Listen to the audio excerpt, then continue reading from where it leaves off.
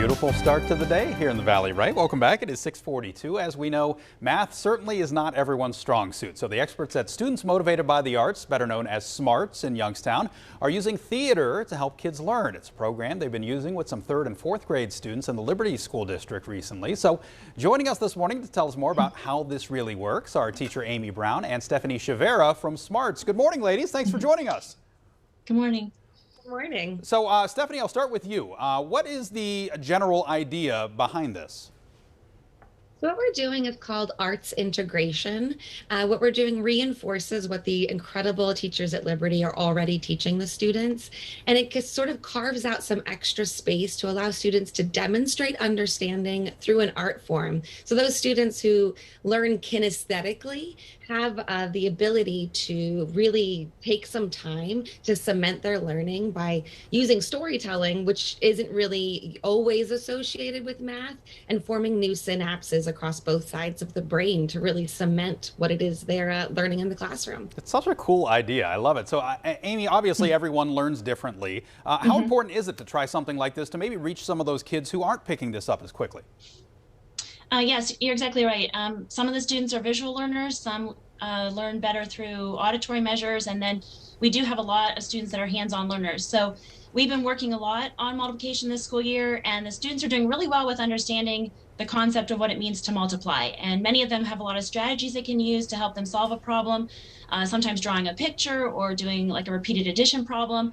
And then math continuously builds on itself. And as we move into other concepts such as division and measuring for area or solving multiple step word problems, it's important that they have a strong foundation in those multiplication facts. And we don't want them to be bogged down with a really time-consuming strategy that's going to slow them down as they're trying to do harder problems. So we really want them to have that strong fact fluency. And we do a lot of variety of ways in the classroom with as much exposure as we can to give them as many repeated practices to get that to lock in for them.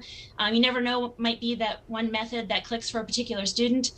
So we use games and music, real world examples, hands-on activities, things on the computer. But this is the first time that we've had the opportunity to use theater. And it's really exciting to see the kids so interested in it and to be able to tap in to something that, you know, is a strength for them and to utilize those gifts that they have and give them these new experiences. It's a great way to connect with those students who are more hands-on and may not be able to pick up the facts through other methods. And the way that Stephanie is incorporating like skip counting with movement really makes that connection to their muscle memory. And they're excited about practicing math this way, and it's really engaging and fun for them to get this new experience. Yeah, I love it. I'm definitely drawn to the idea for sure. So Stephanie, can you kind of walk us through a little bit, just kind of give us an example of typically how this would work? Sure. So we always warm up like any theater artist would do. We warm up our bodies and our voices. And so just as Amy was saying, now we sort of shake out our bodies. What I would normally do is just sort of count up to 8, but now we're counting by multiples of 3 or 5. And we have different student leaders. So as they've learned the patterns, I'll pick a student to be the person to lead. Then we start taking some numbers out and really making students like be on their toes and be activated for games. So we make it a little competitive. And then we're also identifying emotions to go with the numbers, because a lot of students have a sort of innate stress or fear when it comes to math. Like, oh no, this is the subject I get frustrated with. So talking about identifying emotions and how to work through a stressful moment, like when you're performing. How can you exhibit grace under pressure?